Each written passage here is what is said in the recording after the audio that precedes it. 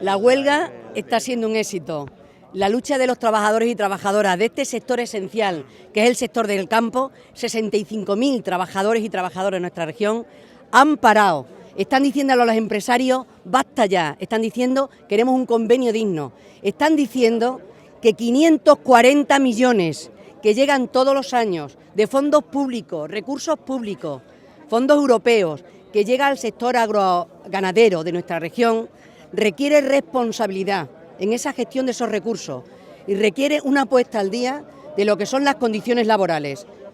Ya no estamos en la etapa de los santos inocentes, estamos aquí luchando por los derechos legítimos de la clase trabajadora y en este caso del sector del campo.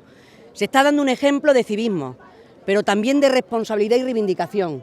Y hoy Extremadura tiene que estar muy orgullosa de su clase trabajadora y especialmente del sector del campo. Y los empresarios tienen que abrir las orejas, tienen que escuchar y tienen que saber que el único mecanismo va a ser el diálogo y la negociación y que el convenio tiene que ser un convenio digno que regule las condiciones laborales que la gente trabajadora necesita para estar asentada en los pueblos, para seguir viviendo en las ciudades y tener recursos suficientes para poder hacer digna la vida en nuestra región.